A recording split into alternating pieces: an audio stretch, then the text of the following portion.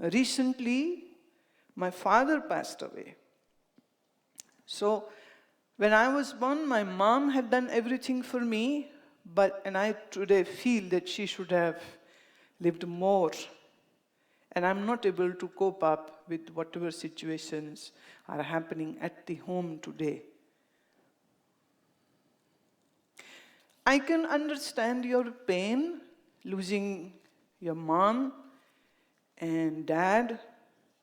And astrologically, you are saying that somebody must have said that it is the Shani Dasha which has come, because of which these things are happening in your life. Let me say, Sai, it is a fact that whosoever is born will die, whether Shani Dasha comes or not comes. Right? Whether Shani comes or doesn't come. Moreover, Shani is not a bad planet. Shani is actually considered to be like a judge. When judge passes a sentence, is he being bad? Huh? Or is he just passing the judgment? If a judge is not bad, then how can Shani be bad? Let me bring one example for you. Sant Tulsidas was born in a night when it was dark and stormy and rainy. And the moment he had the birth, he popped out of his mother's womb and mother died. Some astrologers said that this son is going to be very dangerous even for the father, and that very night his father wrapped him up in a cloth and left him on roadside. That story of Tulsidas. But the fate has its own ways. A passing by sadhu picks up Tulsi. Now this is a nameless boy, it's a human being. This helpless child is carried off by a sadhu, and he takes care of this child, gives him name Tulsi Das, gives him all the education, gives him all the Vedic education, puts him on the path of religion, puts him on the path of loving God, serving the society, and he turns out to be a brilliant, handsome man. He gets married to a beautiful woman. And then he is so much in love with his wife that when she goes to her home, and he cannot live without her, so he followed him. Again, in a very stormy, rainy night, he crosses the river to see his beautiful wife. And he finds it a little odd because it is dark and it is wee hours in the night. And if he goes from the front door, everybody would say, "Oh, why are you now? What is this? This is not the right time for any son-in-law to go." So he thinks that I may just climb from the back side and go to my wife's room. So he does that like a thief. He climbs up, opens the window, jumps in. Wife was startled to see a man in her room. She lights up the lamp and she says, "Oh wow, that's her husband is there." But she was very angry. Very, very angry. And then she started abusing him. And she said, "Only if you could have loved Sri Ram more than my flesh and body, at least you would have been some better human being. You have no shame. You have no shame. You are like behaving like an animal, coming at dead of the night just to be with me. Are you so much a slave of physical pleasures?" So she went on and on and on. And out of great shame, Tulsi hangs his head down. And then he just turned back, climbed down. And in his mind, he made a resolve that now I am just going to be in contact, in love, in relationship, in attachment with God only and not any human being. Mother dies when he gets the birth. Father abandons. Somebody out of charity takes him in, gives him education. Gets married, but the wife is very angry, and she gets more angry when he comes like this. So Tulsi, with his broken heart, went straight to Kashi, and there he immersed his mind in doing his mantra, sadhana, and cleaning up his mind from everything. So in one side, Tulsi had to face so difficult situations. माँ मर जाती है, बाप छोड़ देता है, पत्नी अपमान करती है, और अनाथों की तरह सारी जिंदगी वो पले हैं, किसी की दान दया के ऊपर पले हैं, और फिर दुखी और टूटे हुए दिल से वो श्री राम की शरण में चले जाते हैं और स्वाध्याय करते हैं, ग्रंथों को पढ़ते हैं, भक्ति में चले जाते हैं। भक्ति में इतना उनके मन को फिर चैन आराम आया। और सोच के देखिए, अगर उनकी जिंदगी में ये कठोर परिस्थितियां नहीं होती तो तुलसी कभी भी संत तुलसीदास नहीं हो सकते थे। तो क्या हम अब ये कहें कि उसकी मां का मरना गलत था? क्या हम ये कहें कि उनका, अच्छा सोच के देखिए, अगर उनके पिताजी उनको नहीं त्यागते, और उनके पिताजी छोटे मोटे ब्राह्मण थे, और अगर तुलसी भी वहीं रहते तो वो भी वही काम कर रहे होते जो उनके पिताजी कर रहे हैं, तो एक सिंपल, एक नॉर्मल जिंदगी शायद वो जी लेते। पर ये ताना उनको खाना पड़ता कि पैदा होते ही अपनी माँ को खा गया था, और इसका तो माथा ही अच्छा नहीं है, इसके तो पाँव ही अच्छे नहीं है। कैसी कैसी बात उनको सुननी पड़ती अगर वो पिताजी के साथ रहते। अब यहाँ जिंदगी के पहले हिस्से में उन्होंने कितने कष्ट भोगे हैं, पर मन को चैन कब आया? जब जीवन में भक्ति आई। तो साईं, इस बात के लिए तुम दुखी मत होना कि तुम्हारी मां नहीं रही और पिता नहीं रहे, क्योंकि सच ये है, हर एक के मां या पिता आज नहीं तो कल जाने ही वाले हैं। ये बड़ा कठोर सच है जो मैं बोल रही हूं। Nobody is ready for this. Nobody is ready for this, but this is fact of life. You never know when death will strike. Do we have any guarantee? Does life give you any guarantee? No. So death is imminent. It is going to happen today or tomorrow. इसलिए इन सब रिश्तों में आप जब तक ये रिश्ते हैं इन्हें बहुत अच्छे से निभाइए।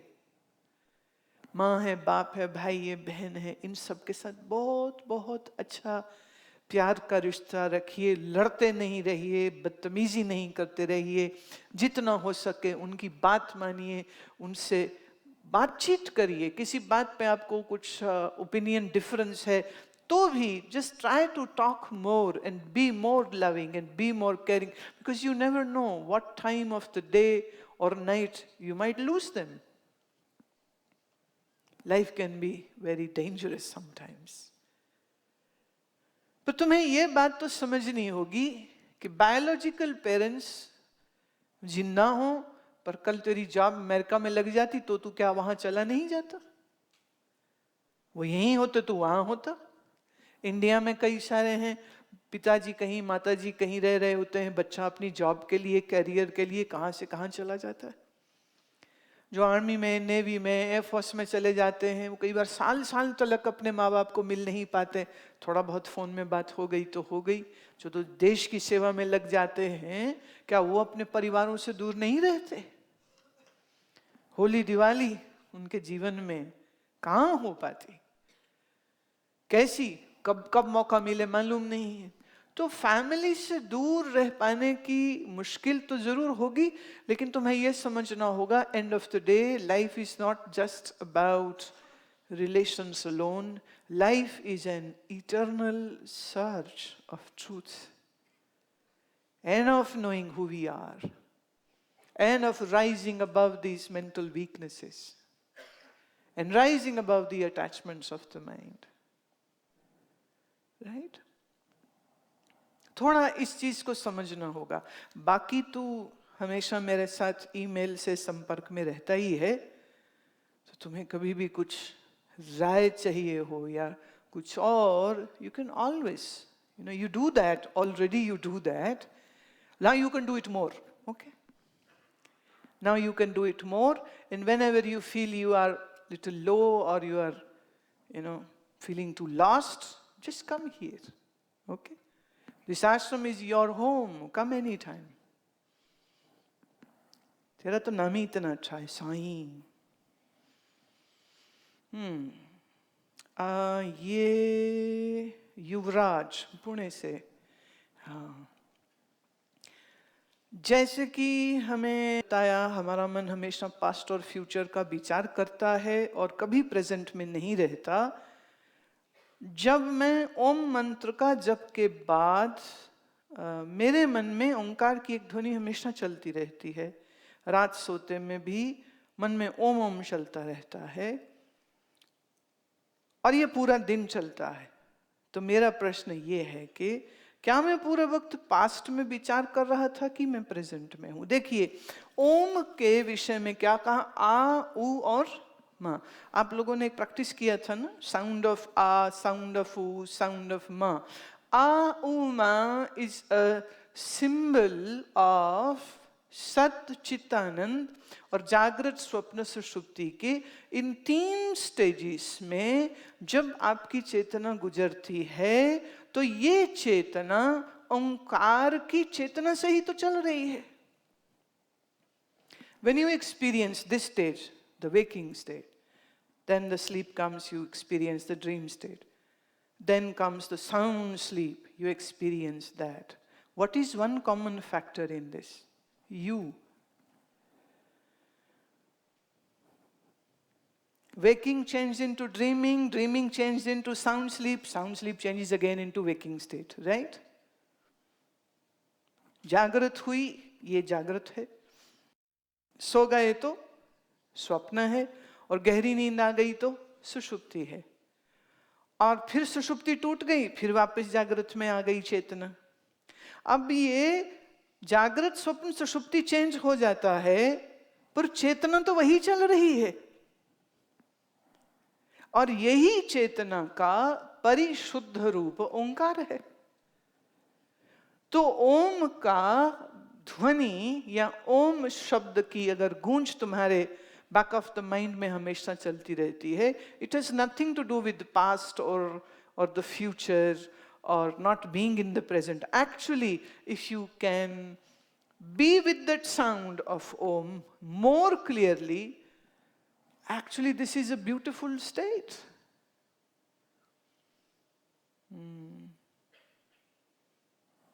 ये बच्चा भी बहुत स्पेशल बच्चा है. कम से कम ज्यादा नहीं तो क्या उम्र है अब तेरी? और ये कब की बात है जब तू मेरी गाड़ी के पीछे भागा था? 2010 पुणे में सत्संग था और बहुत बड़ी ग्राउंड में. तो ये पंडाल लगा है और इधर एक गेट से मेरी साइड से एंट्री थी. तो जैसे ही मेरी कार अंदर गई, अब कार भाग रही तो मेरी नजर पड़ी तो 2 बच्चे बराबर पूरे घोड़े की तरह साथ में दौड़ रहे हैं. मैं ये कौन बच्चे हैं? तो मैं अंदर पहुंच गई. पर हर रोज सत्संग में जब जाना, पंडाल में जब बाहर निकलना, तो ये मेरी गाड़ी के साथ साथ भागता रहा. फिर एक दिन गाड़ी रोक के मैंने इससे बात भी करी. मैं, तुम भाग क्यों रहे हो? अगर मुझे देखना है तो स्टेज के थोड़े पास बैठ जाओ. It was very huge pandal. So was maybe I was not that visible at a distance. So just to have a closer glimpse, he would run with my car. में कहा चोट लग जाएगी, गिरा जाएगा. फिर ये बच्चा तब से मैं इसको देख रही हूँ. साधक बच्चा है ये, साधना करता है ये. और जब आप साधना बराबरी से करते हैं तो ये एक बहुत सुंदर अवस्था होती है जब आपके भीतर ओम की एक ध्वनि हमेशा चलती रहती. इसका उससे कोई लेना देना नहीं है. ये जो पास्ट फ्यूचर वाली गेम थी वो एक अलग विषय के लिए थी. Sukhman Preet. Today I did rubber neti. I was able to do from left side, but due to nose deviation, I was not able to do from right side. So what can I do so that I can do it from the both nostrils? See, if your septum is deviated, this particular bone, get an X-ray done. If the deviation is too much, then a little surgery would be required. If deviation is less, then with the practice of Sutra Neti, not Rubber Neti, Sutra Neti, that can be corrected. But it is a very patient and you have to be very tolerant. But it would be good to get an X-ray done, let a surgeon see that, what is the degree of the deviation. Then the decision can be made. But until this is not cleared up or corrected, blockage would be there. And don't delay it. जितना जल्दी कराओ उतना अच्छा है.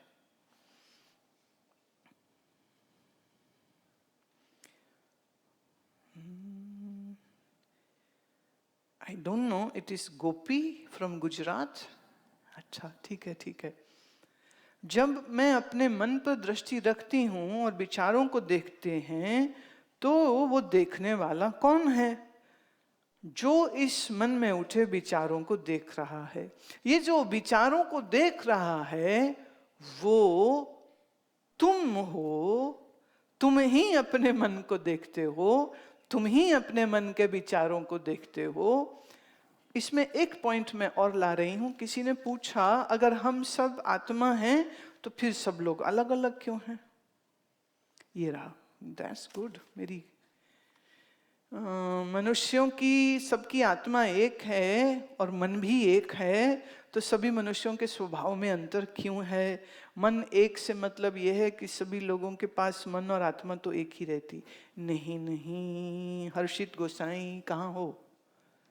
Okay, Dewas से, मध्य प्रदेश से आए हैं ये. देखो, सबका मन एक नहीं है, सबका मन अलग अलग है. किसी का मन सात्विक अधिक है, रजो तमोगुण कम है.